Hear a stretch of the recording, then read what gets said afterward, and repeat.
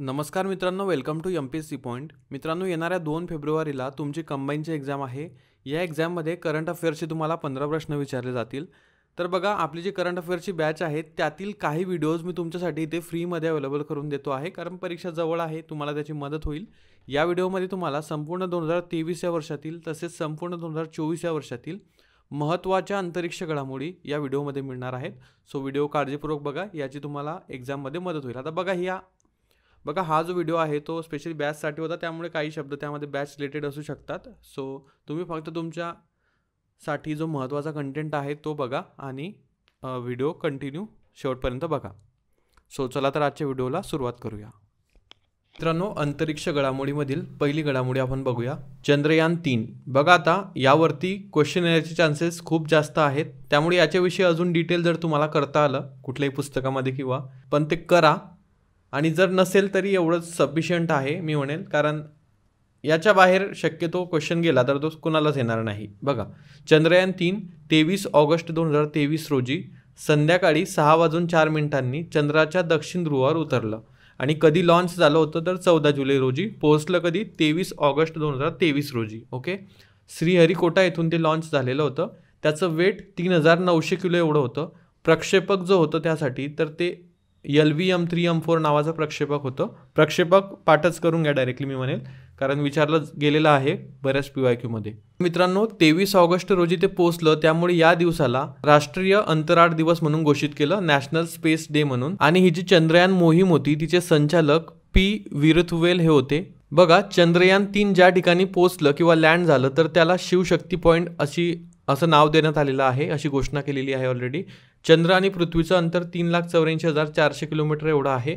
बघा, भारताचं चंद्रयान-2 2019ला सोडण्यात आलं होतं आणि त्याचा जो पॉईंट होता तो तिरंगा पॉईंट, तिथं त्याला अगोदर नाव देण्यात आलं होतं, पण आता चंद्रयान-3मध्ये शिवशक्ती पॉईंट नाव दिलेलं आहे, लक्षात ठेवा, विचारू शकतात. बघा, सॉफ्ट लँडिंग केलेले कोणकोणते देश आहेत तर रशियाचा लुना 2 हा सॅटेलाईट, तसेच चायनाचा चांगइन E3 हा, त्यानंतर अमेरिकेचा सर्वेयर 1 आणि चौथा आपला इंडिया आहे, इंडियाचा चंद्रयान-3. तो अशा प्रकारे चंद्रयान-3 विषयी एवढी माहिती सफिशियंट आहे, मी म्हणेल अजून वाचता आलं तर तुम्ही वाचायचं आहे. त्यानंतर आदित्य-L1 मिशन. आदित्य-L1 ही भारताची पहिली सौर वेधशाळा मोहीम आहे आणि ही सूर्याचा अभ्यास करण्यासाठी आदित्य-L1 मिशन जे आहे ते राबवलं जात आहे. लॉन्च कधी झालं तर 2 सप्टेंबर 2023, म्हणजे चंद्रयान नंतर हे लॉन्च झालेलं आहे श्रीहरिकोटा इथून. आता most of the satellite Sriharikota इथूनच लॉन्च होत असतात, कारण तिथे बघा एक एन्व्हायरमेंट आहे, कारण बाजूला समुद्र आहे, त्यामुळे तिथंच सर्व चाचण्या किंवा हे जे मिसाईल्स असतात ते सोडल्या जातात. आदित्य-L1चा प्रक्षेपक PSLV XL C57 हा होता. C57 एवढं तरी लक्षात ठेवलं तरी प्रश्न आला तर सुटून जाईल. आणि फॉर 5 इयर्स ही मोहीम किंवा हे मिशन चालणार आहे. त्यानंतर गगनयान मोहीमविषयी थोडी माहिती दिलेली आहे. बघा, ही first human space flight programme हा असणार आहे, म्हणजे पहिल्यांदाच मानव स्पेसमध्ये जाणार आहे या गगनयान मोहिमेच्या माध्यमातून. याचा प्रक्षेपक देखील LV-M3 आहे. 2021मध्ये प्लॅन केलेलं होतं, पण अप टू 2025 पर्यंत भारत सरकार गगनयान मोहीम पूर्ण करणार आहे. राकेश शर्मा स्पेसमध्ये 1984 मध्ये गेले होते. पुढे बघा, 2 सॅटेलाईट आहे महत्त्वाचे, NVS-01 आणि GSLV-F12. 29 मे 2023 रोजी हे लॉन्च करण्यात आले. हे दिशादर्शक उपग्रह आहे, म्हणजेच जिओ टॅगिंग किंवा या संबंधित हे उपग्रह आहे, दिशादर्शक उपग्रह म्हणून NVS-01 आणि GSLV-F12 हे नावं लक्षात ठेवा. त्यानंतर लायगो इंडिया वेधशाळा औंढा नागनाथ हिंगोली येथे स्थापित होणार आहे. लायगो इंडिया वेधशाळा. अक्षता कृष्णमूर्ती या ज्या आहेत त्या अमेरिकेच्या नासासोबत मार्स रोवर चालवणारी पहिली महिला आहे. अक्षता कृष्णमूर्ती म्हणजे अमेरिकेची जी नासा आहे बघा, नासा संस्था, तर त्याच्यासोबत मार्स रोवर चालवणारी ती पहिली महिला आहे. देन आर्टेमिस करार आहे. आर्टेमिस करारावर स्वाक्षरी करणारा 27वा देश भारत ठरला आहे. सो अशा प्रकारे खूप कमी आहेत बघा अंतरिक्ष घडामोडी 2023 या वर्षातील, पण एवढ्या चांगल्या करून ठेवा. जे काही फॅक्ट्स आहेत, जसं की वजन असेल चंद्रयानचं, शिवशक्ती पॉईंट नाव असेल.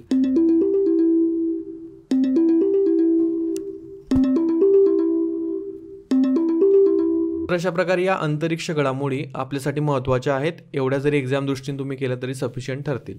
पुढच्या व्हिडिओ नंबर 8 मध्ये आपण ज्या काही प्रमुख नेमणुका आहेत त्या बघूया. खूप इंटरेस्टिंग तो व्हिडिओ असेल. मी तुम्हाला त्यामध्ये इमेजेस वगैरे देखील शो करेल त्या व्यक्तींच्या. सो गगनयान मोहिमेसंबंधी गगनयान मोहिमेत सहभागी होणारे जे अंतराळवीर आहेत त्यांची नावं जाहीर करण्यात आली आहे. त्यामध्ये 4 नावं महत्त्वाची आहे बघा. एक प्रशांत नायर, दुसरं अजित कृष्णन, तिसरं आहे अंगद प्रताप आणि चौथं आहे शुभांशु शुक्ला. तर यांचं जे प्रक्षेपण वाहन असणार आहे गगनयान मोहिमेसाठी ते GSLV Mark 3 असणार आहे, LVM-3 असणार आहे. नेक्स्ट आहे इनसॅट 3DS चे यशस्वी प्रक्षेपण करण्यात आले आहे श्रीहरिकोटा येथून 17 फेब्रुवारी 2024 रोजी. आणि प्रक्षेपक वाहन जे आहे मित्रांनो ते GSLV F-14 आहे इनसॅट 3DS चे. आणि त्याचं वजन जर तुम्ही बघितलं तर 2274 किलो आहे, म्हणजे 2274. आणि जमीन, समुद्र, हवामान आणि आपत्कालीन सिग्नल यंत्रणांची माहिती आपल्याला या उपग्रहातून मिळणार आहे. पुढचा आहे बघा SKAO स्काओ प्रकल्प, म्हणजे स्क्वेअर किलोमीटर ॲरे ऑब्झर्वेटरी भारतात सहभागी झालेला आहे आणि जगातील सर्वात मोठा रेडिओ टेलिस्कोप प्रकल्प हा आहे. याची सुरुवात 2022 मध्ये झाली होती. स्क्वेअर किलोमीटर ॲरे ऑब्झर्वेटरी म्हणजे ऑब्झर्वेटरीचा हा प्रोजेक्ट आहे. नेक्स्ट आहे एक्सपोसॅट एक्स-रे पोलॅरिमीटर सॅटेलाइट. हा जानेवारी 2024 मध्ये कृष्णविवरांच्या अभ्यासासाठी प्रक्षेपित करण्यात आलेला भारताची ही पहिली पोलॅरिमीटर मोहीम आहे. कृष्णविवरचा अभ्यास करण्यासाठी प्रक्षेपण करण्यात आला आणि यासाठीचा वापरलेला प्रक्षेपक जो होता तो PSLV C-58 हा होता. नेक्स्ट आहे बघा पेन्स व्याघ्र प्रकल्प, भारतातील पहिले डार्क स्काय पार्क ठरलेला आहे. ऑप्टिकल 8 उपग्रह, जपानचा गुप्तचर माहिती गोळा करणारा उपग्रह आहे ऑप्टिकल 8. मिथेनसॅट उपग्रह अमेरिकेचा उपग्रह आहे आणि 4 मार्च 2024 रोजी कॅलिफोर्निया येथून त्याचं प्रक्षेपण करण्यात आलं. पहिला स्वदेशी गुप्तचर उपग्रह टाटा ॲडव्हान्स सिस्टीम लिमिटेडने विकसित केलेला SpaceX द्वारे प्रक्षेपित केला जाणार आहे पहिला उपग्रह. ओके, पुढे बघा PACE पेस नासाचा पृथ्वी निरीक्षण उपग्रह प्रक्षेपित करण्यात आलेला आहे. पृथ्वीचं निरीक्षण करण्यासाठी हा नासाचा एक उपग्रह आहे. अवकाशात सर्वाधिक वेळ घालवण्याचा विक्रम रशियन वीर जे आहेत ओलेग कोनोनेक्की यांनी केलेला आहे. 1000 दिवस त्यांनी स्पेसमध्ये घालवलेले आहेत. महत्त्वाचं नाव आहे ओलेग कोनोनेक्की. नेक्स्ट आहे बघा अंतराळ पर्यटन करणारे पहिले पर्यटक गोपी थोटाकुरा हे ठरलेले आहेत. जेफ बेझोस यांच्या न्यू ओरिजिन कंपनीतर्फे NS-25 मोहिमेवर ते गेले होते आणि ते पहिले पर्यटक ठरलेले आहे अंतराळ पर्यटन करणारे. नेक्स्ट आहे बघा आर्टेमिस करारावर स्वाक्षरी करणारा स्वीडन हा 38वा देश ठरलेला आहे आणि स्लोवेनिया 39वा देश ठरलेला आहे आर्टेमिस करारावर स्वाक्षरी करणारा. नेक्स्ट आहे इंटरनॅशनल ॲस्ट्रॉनॉमिकल युनियनने एका लघुग्रहाला 2005 X-296 ला प्राध्यापक जयंत मूर्ती यांचे नाव दिलेलं आहे. कोणी दिलेलं आहे तर कोणत्या युनियनने? International astronomical union. एक लघुग्रह आहे त्याला जयंत मूर्ती यांचे नाव दिलेले आहे. भारताचे पहिले स्वदेशी अवकाशयान स्पेस शटल पुष्पकचे इस्रोद्वारा यशस्वी लँडिंग करण्यात आलं आहे. नक्षत्र सभा या नावाने पहिला खगोल कार्यक्रम राबवणारे पहिले राज्य उत्तराखंड ठरलेले आहे. नक्षत्र सभा उत्तराखंड. तर बघा आता जुलैच्या पुढील आपण अंतरिक्ष घडामोडी बघणार आहोत. जुलै 2024च्या पुढील अंतरिक्ष घडामोडी. पहिला आहे कमी वजनांच्या उपग्रहांना कमी खर्चात आणि कमी वेळेत प्रक्षेपित करण्यासाठी इस्रोने SSLV या 6व्या रॉकेटची निर्मिती केली आहे. म्हणजे ज्यांचं वजन कमी आहे अशा उपग्रहांना SSLV द्वारे लॉन्च केलं जाणार आहे. या रॉकेटद्वारे त्याची निर्मिती झालेली आहे. त्याचं म्हणजे या SSLV रॉकेटच्या माध्यमातून EOH-08 हा उपग्रह अवकाशात सोडला. हा पहिला उपग्रह आहे या रॉकेटच्या माध्यमातून सोडलेला. त्यानंतर पोलारिस डॉन